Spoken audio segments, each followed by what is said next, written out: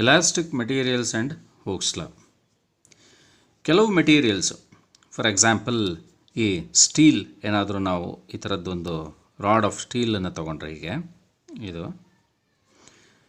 ಇದನ್ನು ಒಂದು ಬದಿಲಿ ನಾವು ಈ ಥರ ಹೀಗೆ ಬೆಂಡ್ ಮಾಡಿದರೆ, ಒಂದು ಬದಿಲಿ ನಾವು ಇದನ್ನು ಈ ಥರ ಬೆಂಡ್ ಮಾಡಿದರೆ ಈ ಬದಿ ಫಿಕ್ಸ್ ಆಗಿರುತ್ತೆ. ಹಾಗೆ ಈ ಬದಿನ ನಾವು ಈ ಥರ ಪ್ರೆಸ್ ಮಾಡಿದರೆ, ಕೆಳಗಡೆಗೆ ಪ್ರೆಸ್ ಮಾಡಿದರೆ ಅದು ಸ್ವಲ್ಪ ಬೆಂಡ್ ಆಗುತ್ತೆ. ಮೊದಲಿಗೆ ಸ್ವಲ್ಪ ಮಟ್ಟಿಗೆ ಈ ಥರ ಬೆಂಡ್ ಆಗ್ಬೋದು ಅಂತ ಅಂದ್ಕೊಳ್ಬೋದು. ಹೀಗೆ ಈ ಥರ ಬೆಂಡ್ ಆಗ್ಬೋದು ಹೀಗೆ. ಬಟ್ ಯಾವಾಗ ಈ ಫೋರ್ಸನ್ನು ನಾವು ತೆಗಿತೀವಿ, ಈ ಫೋರ್ಸನ್ನು ಎಲಿಮಿನೇಟ್ ಮಾಡ್ತೇವೆ. ಸೊ ಒನ್ಸ್ ಅಗೈನ್ ಈ ಫೋರ್ಸನ್ನು ತೆಗೆದ ನಂತರ ಅದು ತನ್ನ ಒರಿಜಿನಲ್ ಪೊಸಿಷನ್ನಿಗೆ ಬರುತ್ತೆ ಹೀಗೆ. ಸೊ ಒರಿಜಿನಲ್ ಹೇಗಿತ್ತು ಆ ರೀತಿಯಲ್ಲಿ ಆಗುತ್ತೆ. ಸೊ ಒರಿಜಿನಲ್ ಶೇಪಿಗೆ ಬರುತ್ತೆ. ಹೀಗಿರುವಂಥದ್ದು ಹೀಗೆ ಬೆಂಡ್ ಆಗುತ್ತೆ. ಸೊ ಬೆಂಡ್ ಆಗಿರುವಂಥದ್ದು ಮತ್ತೆ ಒರಿಜಿನಲ್ ಶೇಪಿಗೆ ಬರುತ್ತೆ. ಈ ಥರ ಒರಿಜಿನಲ್ ಶೇಪಿಗೆ ಬರುವಂಥ ಒಂದು ನೇಚರ್ ಏನಿದೆ, ಈ ಥರ ಒಂದು ನೇಚರ್ ಶೋ ಮಾಡುವಂಥ ಮೆಟೀರಿಯಲ್ಸನ್ನು ಎಲಾಸ್ಟಿಕ್ ಮೆಟೀರಿಯಲ್ಸ್ ಅಂಥೇಳಿ ಕರೀತಾರೆ. ಎಲಾಸ್ಟಿಕ್ ಮೆಟೀರಿಯಲ್ಸ್ ಇದರಲ್ಲಿ ಕೆಲವು ಸ್ಟ್ರಾಂಗ್ ಎಲಾಸ್ಟಿಕ್ ಮೆಟೀರಿಯಲ್ಸ್ ಇದ್ದಾವೆ, ಕೆಲವು ವೀಕ್ ಎಲಾಸ್ಟಿಕ್ ಮೆಟೀರಿಯಲ್ಸ್ ಇದ್ದಾವೆ, ಇನ್ನು ಕೆಲವು ಪ್ಲಾಸ್ಟಿಕ್ ಮೆಟೀರಿಯಲ್ಸ್ಗಳು ಇದ್ದಾವೆ. ಯಾವ ಈ ಒರಿಜಿನಲ್ ಶೇಪನ್ನು ಮತ್ತೆ ರಿಗೈನ್ ಮಾಡ್ಕೊಳ್ತವೆ ಈ ಫೋರ್ಸನ್ನು ತೆಗೆದ ನಂತರ.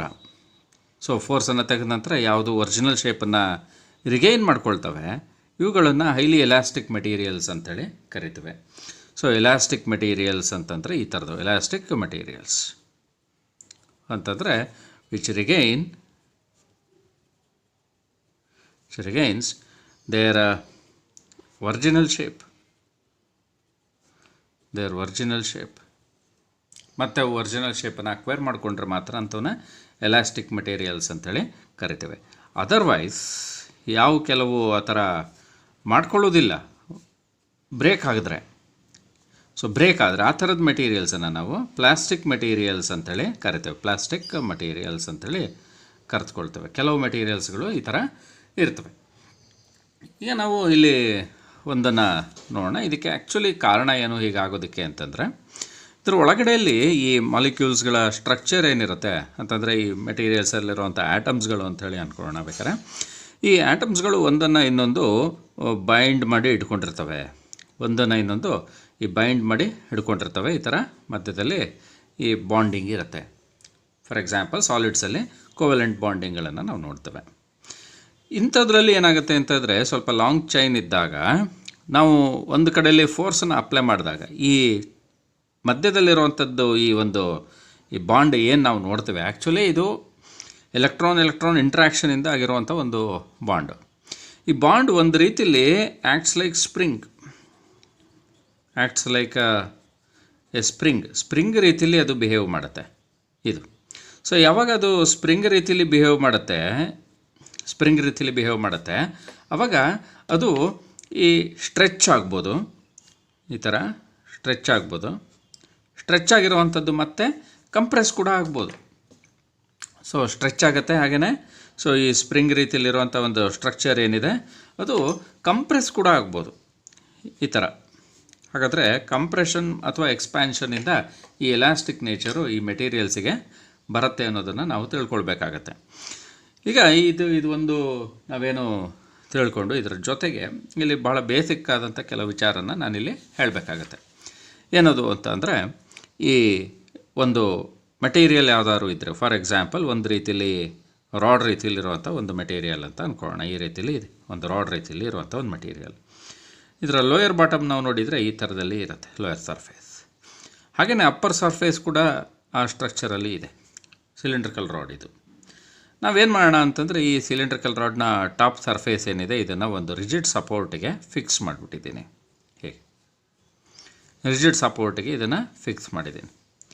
ಈ ಬಾಟಮ್ ಎಡ್ಜ್ ನಾವೇನು ನೋಡ್ತಾ ಇದ್ದೇವೆ, ಈ ಬಾಟಮ್ ಎಡ್ಜಲ್ಲಿ ಇಲ್ಲಿರೋವಂಥ ಒಂದು ಏರಿಯಾ ಏನು ನಾವು ನೋಡ್ತಾ ಇದ್ದೇವೆ, ಈ ಏರಿಯಾನ ಕ್ರಾಸ್ ಸೆಕ್ಷನಲ್ ಏರಿಯಾ ಅಂಥೇಳಿ ಕರಿತೇವೆ. So cross sectional area for example ಈ ಒಂದು ಸಿಚುವೇಷನಲ್ಲಿ ನಮಗೆ ಬರೋದು πr² ಅಂಥೇಳಿ. ಸರ್ಕ್ಯುಲರ್ ಏರಿಯಾ ಆಗಿರೋದ್ರಿಂದ ಅದು πr² ಅಂತ ಬರುತ್ತೆ.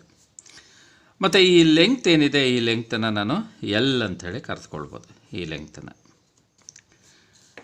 ಈಗ ನಾವು ಈ ಹೋಲ್ ಥಿಂಗಿಗೆ ಒಂದು ಮಾಸನ್ನು ಸಸ್ಪೆಂಡ್ ಮಾಡಿದರೆ ಅಥವಾ ಒಂದು ವೆಯ್ಟನ್ನು ಸಸ್ಪೆಂಡ್ ಮಾಡಿದರೆ, ಯಾವುದಾದ್ರೂ ಒಂದು ಮೆಥಡಲ್ಲಿ ಒಂದು ವೆಯ್ಟನ್ನು ಸಸ್ಪೆಂಡ್ ಮಾಡಿದರೆ ಅದನ್ನು ನಾವು ಲೋಡ್ ಅಂಥೇಳಿ ಕರೆದುಕೊಳ್ಬೋದು.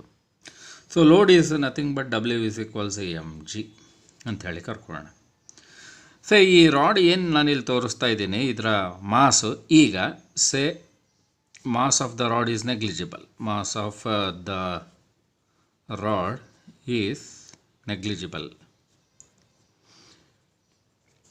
ಈ ಒಂದು ಸಿಚುವೇಷನಲ್ಲಿ ಅಂತ ಅಂದ್ಕೊಳ್ಳೋಣ.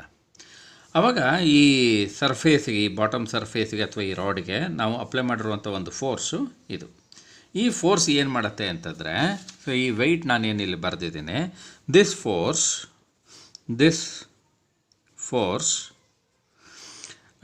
ಕಾಸಸ್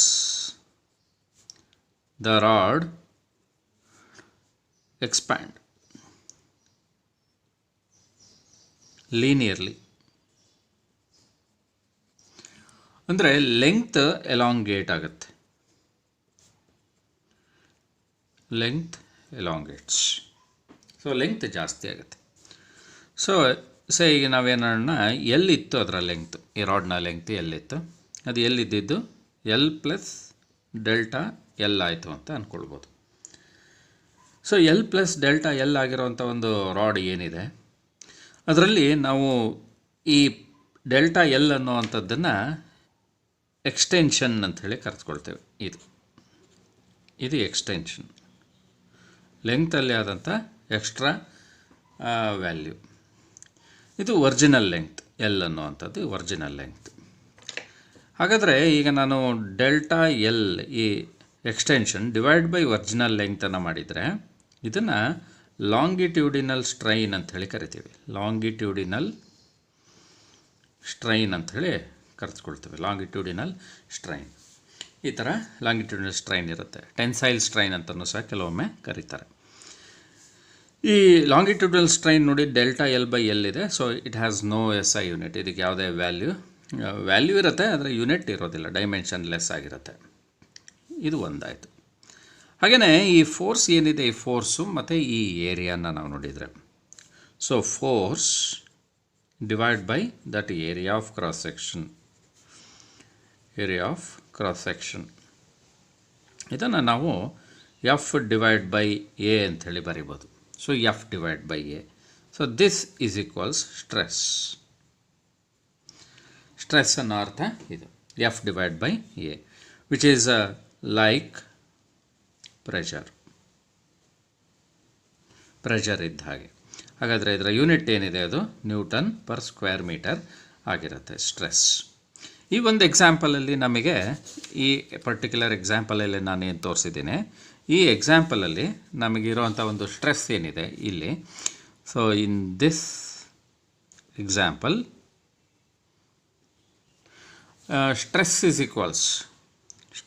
ಈಕ್ವಲ್ಸ್ ಏನಾಗುತ್ತೆ, weight is the force divide by area of cross section is πr². ಹಾಗಾದರೆ ಸೊ ಇಷ್ಟು ಸ್ಟ್ರೆಸ್ಸು ಈ ವೈರ್ ಮೇಲೆ ಇದೆ ಅನ್ನೋ ಅರ್ಥ. So this is the stress which is causing the strain, ಈ ಅರ್ಥದಲ್ಲಿ ಬರುತ್ತೆ. ಹಾಗಾದರೆ ಈ ಒಂದು ಸಿಚುವೇಷನಲ್ಲಿ ನಾವು ಒಂದು ಸ್ಟ್ರೈನ್ ಗ್ರಾಫ್ನ ಸಹ ಇಲ್ಲಿ ಅರ್ಥ ಮಾಡ್ಕೊಳ್ಬೋದು. ನೋಡಿ, ಸ್ಟ್ರೈನ್ ಗ್ರಾಫ್ ಅಥವಾ ಕರ್ವ್, ಇದನ್ನು ನೋಡೋಣ. ಒಂದು ಪರ್ಟಿಕ್ಯುಲರ್ ಮೆಟೀರಿಯಲಲ್ಲಿ ಏನಾಗುತ್ತೆ ಅಂತಂದರೆ, ಈ ಥರ ಇದ್ದಾಗ, ಹೀಗಿದ್ದಾಗ ಇಲ್ಲಿ ನಾವೊಂದು ಗ್ರಾಫ್ನ ಪ್ಲಾಟ್ ಮಾಡ್ತೇವೆ. ಫಾರ್ ಎಕ್ಸಾಂಪಲ್ ಈ ವೈರಿಗೆ ನಾನು ಡ್ರಾ ಮಾಡ್ತಿರೋದು ಅಂತ ಅಂದ್ಕೊಳ್ಬೋದು. ಈ ಬದಿಯಲ್ಲಿ ಅಂದರೆ ವೈ ಆ್ಯಕ್ಸಿಸಲ್ಲಿ ಸ್ಟ್ರೆಸ್, ಹಾಗೆ ಎಕ್ಸ್ ಆ್ಯಕ್ಸಿಸಲ್ಲಿ ಸ್ಟ್ರೈನ್ ಕ್ವಾಂಟಿಟೀಸ್ನ ಇಟ್ಕೊಂಡು ನಾನು ಗ್ರಾಫ್ನ ಡ್ರಾ ಮಾಡ್ತೇನೆ. ಮತ್ತು ನಾನಿಲ್ಲಿ ತೋರಿಸುವಂಥ ಒಂದು ಗ್ರಾಫ್ ಏನಿದೆ, ಇದು ಫಾರ್ ದಿಸ್ ವೈರ್ ಅಂತ ಅಂದ್ಕೊಳ್ಬೋದು, ಒಂದು ವೈರಿಗೆ ಮಾತ್ರ. ಇಲ್ಲಿ ಏನಾಗಿರುತ್ತೆ ಅಂತಂದರೆ, ಫಸ್ಟು ನಮಗೆ ಈ ಥರ ಒಂದು ಸ್ಟ್ರೈಟ್ ಲೈನ್ ಕಾಣಿಸ್ಕೊಳ್ಳುತ್ತೆ, ಆಮೇಲೆ ಸ್ವಲ್ಪ ಬೆಂಡಾದಂಥ ಒಂದು ರೀಜನ್ ಕಾಣಿಸ್ಕೊಳ್ಳುತ್ತೆ. ಹೀಗೆ ಈ ವೈರು ಗ್ರಾಫ್ ಏನಿದೆ ಅದು ಕಂಡು ಬರ್ಬೋದು. ಇದೊಂದು ಟಿಪಿಕಲ್ ಗ್ರಾಫ್. ಎಲ್ಲ ಗ್ರಾಫ್ ಹೀಗೆ ಇರುತ್ತೆ ಅಂತ ಹೇಳೋದಕ್ಕೆ ಆಗೋದಿಲ್ಲ. ಹಾಗಾದರೆ ಈ ಒಂದು ಸಿಚುವೇಶನ್ ನಾವೇನು ನೋಡ್ತಾ ಇದ್ದೇವೆ ಹೀಗಿರುವಂಥದ್ದು, ಇದರಲ್ಲಿ ನಾನು ಕೆಲವು ಪಾಯಿಂಟ್ಸನ್ನು ಮಾರ್ಕ್ ಮಾಡ್ತೇನೆ. ಇದು ಓ, ಇದು ಆರಿಜಿನ್ ಆಫ್ ದಿಸ್ ಗ್ರಾಫ್. ಯಾವಾಗ ಸ್ಟ್ರೆಸ್ ಇರೋದಿಲ್ಲ ಆವಾಗ ಸ್ಟ್ರೈನ್ ಕೂಡ 0 ಆಗಿರುತ್ತೆ ಈ ಪಾಯಿಂಟಲ್ಲಿ. ಇಲ್ಲಿಂದ ನಾವು ಮುಂದೆ ಹೀಗೆ ಗ್ರಾಫ್ ಲೈನ್ನ ನೋಡ್ತಾ ಹೋದರೆ till we reach some point, ಇಲ್ಲಿ ತನಕ ಏನಾಗಿರುತ್ತೆ ಅಂತಂದರೆ ಈ ಪಾಯಿಂಟನ್ನು ನಾನು ಎ ಅಂತ ಹೇಳಿ ಕರಿಬೋದು. ಇಲ್ಲಿ ತನಕ ಈ ಹುಕ್ಸ್ ಲಾ ಅನ್ನುವಂಥದ್ದು ಏನಿದೆ ಅಂದರೆ ಸ್ಟ್ರೆಸ್ ಮತ್ತು ಸ್ಟ್ರೈನ್ ಪ್ರಪೋರ್ಷನಲ್ ಆಗಿದೆ. ಇದನ್ನು ಹುಕ್ಸ್ ಲಾ ಹೇಳುವಂಥದ್ದು. ಅದನ್ನು ಮತ್ತೆ ನಾವು ಮುಂದಿನ ಸ್ಟೇಟ್ಮೆಂಟಲ್ಲಿ ನೋಡೋಣ. ಸ್ಟ್ರೆಸ್ ಮತ್ತು ಸ್ಟ್ರೈನು ಇಲ್ಲಿ ಪ್ರಪೋರ್ಷನಲ್ ಆಗಿದೆ. ಹಾಗಾದರೆ ನಾನು ಈ ರೀಜನಲ್ಲಿ ಏನಂತ ಅಂದ್ಕೊಳ್ಬೋದು, stress proportional to strain, more stress more strain. ಈ ಒಂದು ಸಿಚುವೇಶನ್ ನನಗೆ ಎ ತನಕ ಮಾತ್ರ ಬರುವಂಥದ್ದು. ಈ ಪಾಯಿಂಟ್ ಎ ಏನಿದೆ ಅಲ್ಲಿ ತನಕ ಮಾತ್ರ ಬರುವಂಥದ್ದು. ಸೊ ಹಾಗಾದರೆ ಓ ಎ ಏನಿದೆ, ಈ ಓ ಎ ಅನ್ನುವಂಥ ಪಾಯಿಂಟಲ್ಲಿ stress is proportional to strain ಆಗಿರುತ್ತೆ. ಅಂದರೆ ಈ ರೀಜನಲ್ಲಿ ಮುಂದೆ ನಾನು ಹೇಳುವಂಥ ಹುಕ್ಸ್ ಲಾ ಏನಿದೆ, ಹುಕ್ಸ್ ಲಾ ಅಂತ ನಾನೇನು ಮುಂದೆ ಹೇಳ್ತೇನೆ ಅದು ವ್ಯಾಲಿಡ್. ಹಾಗಾದರೆ ಹುಕ್ಸ್ ಲಾನ ನಾವು ಅಪ್ಲೈ ಮಾಡಬೇಕು ಅಂತಂದರೆ ಓ ಎ ರೀಜನಲ್ಲಿ ಮಾತ್ರ ನೋಡಬೇಕಾಗುತ್ತೆ. ಹಾಗೆಯೇ ಮುಂದೆ ಬರುವಂಥ ಇನ್ನೊಂದು ಪಾಯಿಂಟ್ ಇದೆ, ಅದು ಬಹುಶಃ ಇಲ್ಲೆಲ್ಲರೂ ಒಂದು ಕಡೆಯಲ್ಲಿ ನಾನು ಬರೀಬೋದು. ಇದು ಬಿ ಅಂಥೇಳಿ ನಾನು ಮಾರ್ಕ್ ಮಾಡ್ಬೋದು. ಅಲ್ಲೇ ಮುಂದೆ ಹತ್ತಿರದಲ್ಲಿ ಒಂದು ಪಾಯಿಂಟನ್ನು ಸಿ ಅಂಥೇಳಿ ಮಾರ್ಕ್ ಮಾಡ್ತೇನೆ. ಈ ಬಿ ಅನ್ನುವಂಥ ಒಂದು ಪಾಯಿಂಟ್ ಏನಿದೆ ಅದನ್ನು ಎಲಾಸ್ಟಿಕ್ ಲಿಮಿಟ್ ಅಂಥೇಳಿ ಕರೆದುಕೊಳ್ತೇವೆ. ಎಲಾಸ್ಟಿಕ್ ಲಿಮಿಟ್ ಅಂಥೇಳಿ ಕರೆದುಕೊಳ್ತೇವೆ ಈ ಪಾಯಿಂಟ್ ಬಿನ. ಹಾಗಾದರೆ ಈ ಪಾಯಿಂಟ್ ಬಿ ಏನಿದೆ, ಈ ಪಾಯಿಂಟ್ ಬಿಯಲ್ಲಿ ಎಲಾಸ್ಟಿಕ್ ಲಿಮಿಟ್ ಅಂಥೇಳಿ, ಅಂತಂದರೆ ಎಲಾಸ್ಟಿಕ್ ನೇಚರ್ ಏನಿದೆ ಮೆಟೀರಿಯಲ್ದು ಅದು ಬಿ ತನಕ ಮಾತ್ರ. ಸೊ ಈ ಒಂದು point till B the body regains its original shape.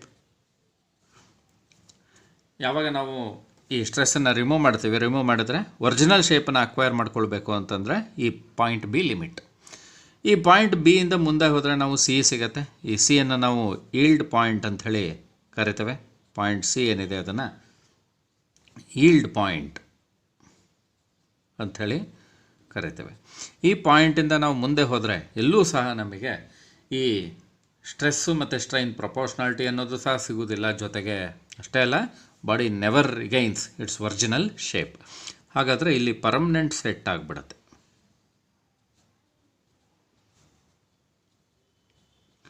ಅಂದರೆ ಇಲ್ಲಿ ಒರಿಜಿನಲ್ ಶೇಪ್ ಏನಿದೆ ಬಾಡಿದು ಅದು ಅಕ್ವೈರ್ ಮಾಡ್ಕೊಳ್ಳೋಕ್ಕೆ ಆಗೋದಿಲ್ಲ, ರಿಟರ್ನ್ ಆಗಿ ಬರೋದಕ್ಕೆ ಸಾಧ್ಯ ಆಗೋದಿಲ್ಲ ಅನ್ನುವಂಥ ಅರ್ಥ.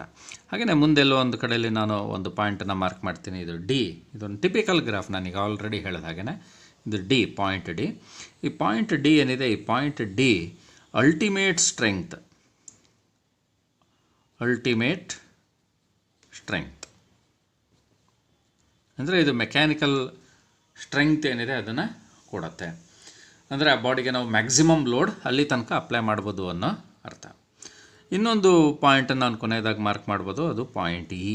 ಈ ಪಾಯಿಂಟ್ ಇ ಏನಿದೆ, ಈ ಪಾಯಿಂಟ್ ಇನ ನಾನು ಈ ಫ್ರ್ಯಾಕ್ಚರ್ ಪಾಯಿಂಟ್ ಅಂಥೇಳಿ ಕರಿಬೋದು. ಫ್ರ್ಯಾಕ್ಚರ್ ಪಾಯಿಂಟ್ ಅಥವಾ ರಪ್ಚರ್ ಪಾಯಿಂಟ್ ಅಂತಲೂ ಕರೀತಾರೆ, ಅದು ಇ. ಹಾಗಾದರೆ ಸೊ ಇಲ್ಲಿ ಏನಾಗುತ್ತೆ ಅಂತಂದರೆ ಬಾಡಿ ಮೆಟೀರಿಯಲ್ ಏನಿತ್ತು ದಟ್ ಬ್ರೇಕ್ಸ್, ಅದು ಕಟ್ ಆಗುವಂಥ ಚಾನ್ಸು ಇರುತ್ತೆ. ಅಪ್ಲೈ ಮಾಡಿದಂಥ ಸ್ಟ್ರೆಸ್ಸಿಂದ ಕಟ್ ಆಗುವಂಥ ಚಾನ್ಸು ಇಯಲ್ಲಿ ಇರುತ್ತೆ. ಇಲ್ಲಿ ಒಂದು ವಿಷಯನ ನಾವಿಲ್ಲಿ ಗಮನಿಸಬೇಕಾಗತ್ತೆ. ಯಾವಾಗ ಈ ಡಿ ಆ್ಯಂಡ್ ಇ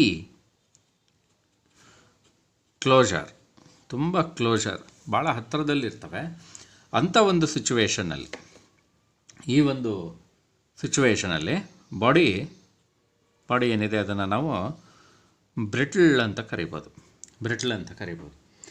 ಅಂತಂದರೆ ಫಾರ್ ಎಕ್ಸಾಂಪಲ್ ಇದು ಈ ಕ್ಲೇ ರೀತಿಯಲ್ಲಿ ಆಗುವಂಥದ್ದು, ಕ್ಲೇ ರೀತಿಯಲ್ಲಿ ಇರುವಂಥದ್ದು. ಅಂತಂದರೆ ನೀವು ಒಂದು ಹಾರ್ಡ್ನೆಸ್ ಇರುತ್ತೆ ಮೆಟೀರಿಯಲ್ಗೆ, ಅಂದರೆ ಯಾವಾಗ ಸ್ವಲ್ಪ ಹೆಚ್ಚು ಫೋರ್ಸ್ ಅಪ್ಲೈ ಮಾಡ್ತೀವಾಗ ಬ್ರೇಕ್ ಆಗುವಂಥ ಒಂದು ನೇಚರ್, ಒಡೆದು ಹೋಗುವಂಥ ಒಂದು ನೇಚರು ಈ ಬ್ರಿಟಲ್ ನೇಚರ್. ಹಾಗೆಯೇ D and E not closure ಅಥವಾ ಫಾರ್ ಅವೇ ಇದ್ದರೆ, ಡಿಸ್ಟೆಂಟ್ ಪಾಯಿಂಟ್ಸ್ಗಳಾಗಿದ್ದರೆ, ಆವಾಗ ಅಂಥ ಒಂದು ಮೆಟೀರಿಯಲ್ಸನ್ನು ನಾವೇನಂತ ಕರಿತೇವೆ, ಇಂಥ ಮೆಟೀರಿಯಲ್ಸನ್ನು ನಾವು ಈ ಡಕ್ಟೈಲ್ ಮಟೀರಿಯಲ್ಸ್ ಅಂತೇಳಿ ಕರಿತೇವೆ. ಸೊ ಇದಕ್ಕೆ ಎಕ್ಸಾಂಪಲ್ ಕೊಡಬೇಕು ಅಂತಂದರೆ ಸೇ ಸಮ್ ಅಲ್ಯೂಮಿನಿಯಂ ಹಾಗೆ ಕಾಪರ್ ಬೆಸ್ಟ್ ಎಕ್ಸಾಂಪಲ್. ವೈರ್ಸ್ಗಳನ್ನು ಮಾಡ್ಬೋದು ಯಾವ ಮೆಟೀರಿಯಲ್ಸಿಂದ, ಮತ್ತು ಗೋಲ್ಡ್ ಭಾಳ ಮುಖ್ಯವಾಗಿ ನಾವು ನೋಡಬೇಕಾಗಿರೋದು ಗೋಲ್ಡ್. ಈ ಗೋಲ್ಡ್ ಏನಿದೆ, ಗೋಲ್ಡ್ ಕೂಡ ನಮಗೆ ಒಳ್ಳೆ ಡಕ್ಟೈಲ್ ಮೆಟೀರಿಯಲ್ ಆಗಿದೆ. ಹಾಗೆಯೇ ಮುಂದೆ ಬೇರೆ ಬೇರೆ ಮೆಟೀರಿಯಲ್ಸ್ಗಳು ಸ್ಟೀಲನ್ನು ಕೊಡ್ಬೋದು, ಮತ್ತೊಂದನ್ನು ಎಕ್ಸಾಂಪಲ್ ಆಗಿ ಕೊಡ್ಬೋದು. ಹಾಗಾದರೆ ಇದಿಷ್ಟು ನಾವು ಎಲಾಸ್ಟಿಕ್ ಮೆಟೀರಿಯಲ್ಸಲ್ಲಿ ತಿಳಿಸ್ಕೊಳ್ತೇವೆ. ಈಗ ನಾವು ಹುಕ್ಸ್ ಲಾ ಅಂತಂದರೆ ಏನು ಅನ್ನೋದನ್ನು ನೋಡೋಣಂತೆ. ಸೊ ಹುಕ್ಸ್ ಲಾ ಏನು ಹೇಳುತ್ತೆ ನಮಗೆ, ಈಗ ನಾವು ಹುಕ್ಸ್ ಲಾಗೆ ಬರ್ತಾ ಇದ್ದೇವೆ. ಸೊ ಹುಕ್ಸ್ ಲಾ ಏನು ಹೇಳುತ್ತೆ ಅಂತಂದರೆ, ಸೊ ಹುಕ್ಸ್ ಲಾ ಸೊ ಈ ಪ್ರೊವೈಡೆಡ್ ನೋಡಿ, ಭಾಳ ಮುಖ್ಯವಾಗಿ ನಾವಿಲ್ಲಿ ಅರ್ಥ ಮಾಡ್ಕೊಳ್ಬೇಕು. Provided the strain is small,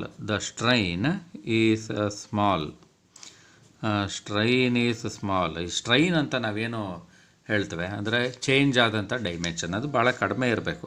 provided the strain is small, the stress and the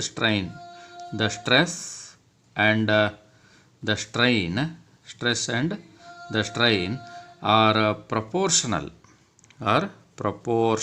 ಒಂದಕ್ಕೆ ಇನ್ನೊಂದು ಪ್ರಪೋರ್ಷನ್ ಆಗಿ ಇರುತ್ತೆ. ಸೊ ಪ್ರಪೋರ್ಷನಲ್ ಅಂಥೇಳಿ ನಾವು ಅಂದ್ಕೊಳ್ಬೋದು. ಹಾಗಾದರೆ so provided the strain is small, the stress and strain are proportional, ಒಂದಕ್ಕೆ ಇನ್ನೊಂದು ಪ್ರಪೋರ್ಷನಲ್ ಆಗಿ ಇರುತ್ತೆ ಅನ್ನೋದನ್ನು ಹೇಳ್ಬೋದು. ಇಲ್ಲಿ ಕಂಡೀಷನ್ನು ಇದು ಈ ವಿಚಾರ.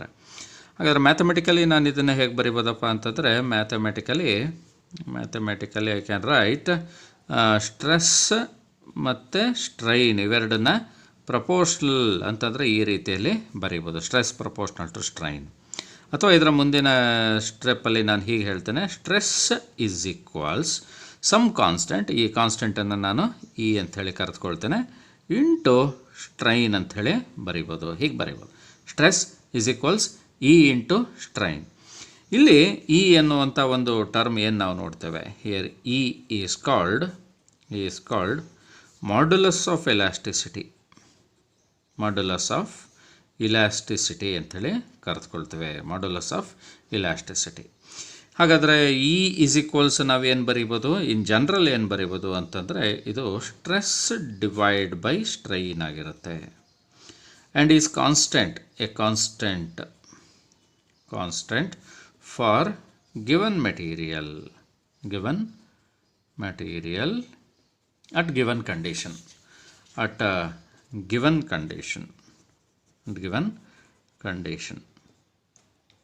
ಇಂಪ್ಯೂರಿಟಿಗಳ ಮೇಲೆ, ಟೆಂಪರೇಚರು, ಮತ್ತೊಂದು ಹೀಗೆ ಬೇರೆ ಬೇರೆ ವಿಚಾರಗಳ ಮೇಲೆ ಈ ವ್ಯಾಲ್ಯೂ ಅನ್ನೋದು ಡಿಸೈಡ್ ಆಗ್ತದೆ.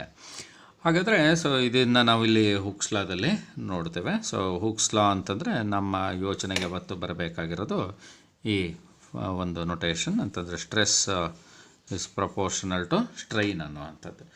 ಅಲ್ಲಿಗೆ ಹುಕ್ಸ್ ಲಾದಲ್ಲಿ ನಮಗೆ ಮೇಜರಾಗಿ ಕಂಡು ಬರೋದು ಈ ಥರ ಕೆಲವು ರೂಲ್ಸ್ಗಳು. ಹಾಗಾಗಿ ನಾನು ಹೇಳಿದ್ದು ಈ ಹಿಂದಿನ ಗ್ರಾಫಲ್ಲಿ ಇಲ್ಲಿ ಹುಕ್ಸ್ ಲಾ ಏನಿದೆ ಅದು ಅಪ್ಲಿಕಬಲ್ ಆಗುವಂಥದ್ದು ಈ ಗ್ರಾಫ್ನ OA ರೀಜನಲ್ಲಿ ಮಾತ್ರ. ಹಾಗಾಗಿ ಇಷ್ಟನ್ನು ನಾವು ಈ ಸಿಚುವೇಷನಲ್ಲಿ ತಿಳ್ಕೊಳ್ಬೇಕಾಗತ್ತೆ.